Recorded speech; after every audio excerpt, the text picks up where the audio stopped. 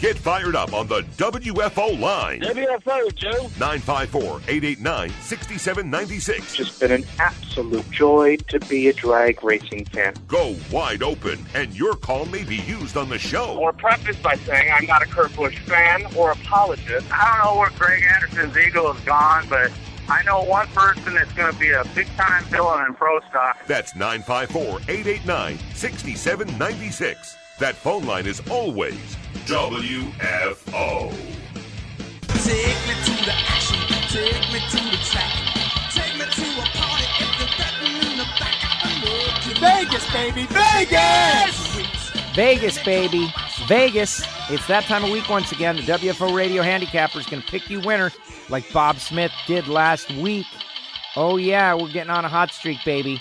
Time for the odds, time for the picks for the ROVAL 400 Monster Energy NASCAR Cup Series race at Charlotte Motor Speedway, the ROVAL. And Bob Smith puts the odds together. He is a legendary Vegas handicapper and creates the odds we read each week. We make 2 picks a week. It's not actually the ROVAL 400, is it? Well, that's what it says on my William Hill sheet. It says ROVAL 400. It's got to be sponsored. It says ROVAL 400. I don't know, man. ROVAL 400. Come on, this is NASCAR, man. They sponsor everything. Yeah, but here you go, the Bank of America ROVAL 400. Oh, man. Yeah, because this was remember, this was always the Bank of America sponsored race. Yeah, no, I know. All right, Bank of America ROVAL 400. No, you're correct. It just seemed, I was like, I can't believe they actually named it the ROVAL 400. Well, they're trying to make a lot of, a lot of splash with this ROVAL, man. ROVAL. Just everybody's like saying the word ROVAL. They like saying ROVAL. Say ROVAL. ROVAL. There it is. Here are the odds for the ROVAL 400. 7-2, co-favorites Martin Truex Jr. and Kyle Busch. 4-1, Kevin Harvick. 17-2, Denny Hamlin. 10-1, Brad Keselowski, Clint Boyer. That's it for our favorite picks.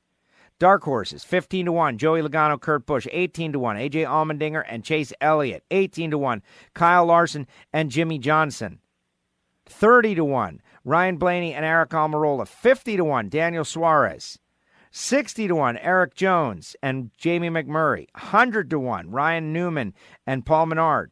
150-1, Michael McDowell. 200-1, William Byron and Alex Bowman. 250-1, Trevor Bayne and Austin Dillon.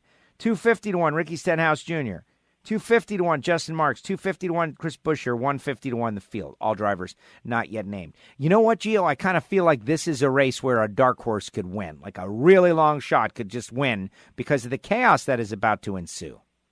Yeah, I don't think it's beyond the possibility, but more than likely it would have to be one of those really long shot dark horses that also runs well on the road course. Yeah, yeah. Notice like A.J. Michael Allmendinger is not unlike on a regular road course where he's in single digits like or Paul a favorite. Menard. Paul Menard could do it. 18-1. Ryan Newman, 100-1. Ryan Newman can get around a road course.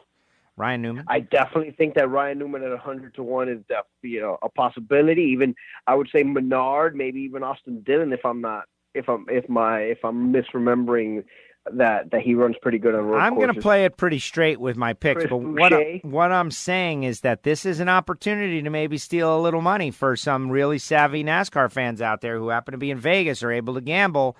But nobody knows. Like all the not odds. Just Vegas anymore, my friend. If you're at Monmouth Park in New York, or if you're in Louisiana, or some of these other states now too, it's no longer just Vegas, baby, Vegas. I don't know if they have the NASCAR odds, though. Do they have NASCAR odds? Yes, the William Hill's got a sports book at Monmouth Park. How cool is that? Oh, my gosh. We're finally getting there. Bob Smith. Yeah, maybe Bob will move back to the Jersey Shore. Bob, Joe, Gio, Rich. That is the order. And we're going to start off with Bob Smith. Hey, guys, WFO. Good to be back. Apologize for being absent the last couple of weeks. It's been crazy around here, and hey, this weekend's going to be crazy too. It's been an awesome, busy season, and Vegas is doing well, so come on by and stop at a William Hill. Good to be back. Gotta love it. I'm getting so excited I can't stand it. And so what I'm going to do is I'm going to go with a guy that does well here. Or actually does well everywhere. I'm going to go with Martin Truex. I think he can get it done. So that's who I went with as my favorite. Now for my dark horse, Kyle Larson. He's going to get a win. I think he's hungry. He wants it. He's going to get it. Should be a good one. Enjoy the races and WFO. All right, Bob Smith takes Martin Truex Jr. and Kyle Larson. We're going to have to get Bob on here for real one of these days. Well, look, you don't even do Robo Bob anymore. I can try to do Robo Bob since I'm going to spend the next 13 hours producing this show. Like you did last week's Picks show. I got to tell you, last week's Picks show was really great. I worked really hard to make sure everybody had. Everybody heard it. Yeah. What, they didn't? Oops. Yeah, they did. What do you mean they did? Of course they heard it. Real disappointing. I'm up. Next up. And, I want to get on the board here. I'm cold as ice. I'm going Kevin Harvick, 4-1 for all the reasons, right? Harvick can get around a road course, and Harvick is a solid driver. And Harvick, they think he can get around the course. Finished second last week. And why not? Give me Kevin Harvick, 4-1. Good as anybody. And now the dark horses, I did think about going, super long shot with a Paul Menard or Ryan Newman type and figure that maybe they can get the job done. But in the end, I went with a guy who won on a road course this year already, Chase Elliott, 18-1. Like maybe he's feeling the road course thing. So definitely, that's a good pick. So give me Kevin on road courses. Kevin Harvick and Chase Elliott. Chase at 18-1 and Kevin Harvick at 4-1. Next up, Giovanni in Miami. Yeah, all right. Before I get into my pick, Joe, you definitely got to get on the board. You have not picked a winner since, as I whipped up the charts and graphs here, since Charlotte at the 600, where you picked Kyle Busch. That was your last winner. You've got a good amount. You got 4 winners on the year, but they all came in the first what is that? 12 races of the year. Yeah. So, you've put the onus. Bob, Rich, and I are the ones who have had to, bring the team along and keep us on this winning. Okay, whatever. You gotta do something. Make your picks, okay? It's pointless because I'm already going to pick the winners anyway. All right. Well, as everybody knows, these playoff races are won by playoff drivers. Huh? You like how I did that? And if Joe didn't point it out, and maybe I wasn't listening yet, or either way, as he ran through the results, I believe that the top 16, which are the playoff drivers, all came in the top 19 in the previous race. So it's very difficult to move up, and all these guys are all in there just circling around like vultures trying to stay in the playoffs.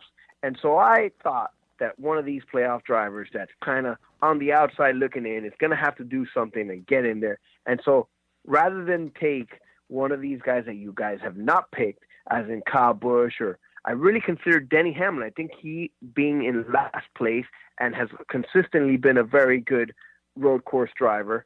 But I decided to go with Clint Bowyer, another guy on the outside looking in at 10-1, who has won a couple of races this year and is a streaky driver and could get hot and win a race here. And for my dark horse, I looked down and I very much considered also one of those multiple really long shots. I considered Suarez and Almirola or Jones there, and I believe those guys are in the 50 to 60 range. But I settled in and just came down and said, you know what? Give me a guy like Kurt Busch at 15-1. Playoff driver. He's not on the outside looking in, but a win would secure his spot. So I would take Stewart Haas Racing, Clint Bowyer, and Kurt Busch. Ha! There you go. I like it. I think they're good picks. And I actually had Kurt Busch written down and then second guessed for Chase. I love the Kurt Busch pick. I agree. I think that's a solid pick. Good pick. All right, next up, Rich York. All right, for my favorite this week, going with a guy who usually does pretty dang well at the high-speed road courses or road course Watkins Glen. He's won a lot this year. He's outstanding on the ovals. He's outstanding on the road courses, so why not pick him for the combination ROVAL? I'm going to go with Kyle Busch. And as for my dark horse, this guy's been kind of under the radar all year. Still in the chase, still going strong. He's pretty good on the road course races throughout the year, so I'm going to go with my dark horse as Joey Logano this week. So Kyle Busch, Joey Logano. And there you have it. Rich York making his picks. Who did Rich York pick? Well, what? You couldn't hear him? No. He picked Kyle Busch and Joey Logano. Joy. Kyle and Joy. Kyle Busch, and Joey Logano. All right, to recap the picks for the Bank of America ROVAL 400, Rich York takes Kyle Busch and Joey Logano. Giovanni takes Ryan Newman and Moishi Pupik. Joe Casillo, who is your favorite? I did not take either one of those guys. I took Clint Boyer and Kurt Busch. That's what I said. Clint Boyer and Kurt Busch. I took Boyer Kevin Harvick. Boyer and Busch. Kevin Harvick and Chase Elliott, and Bob Smith takes Martin Truex Jr. and Kyle Larson. And those are the picks for the Bank of America ROVAL 400 out there at Charlotte Motor Speedway. Take your picks. Have a good time. You'll be out there. It's going to be mega. Vegas, baby, Vegas! This is WFO Radio.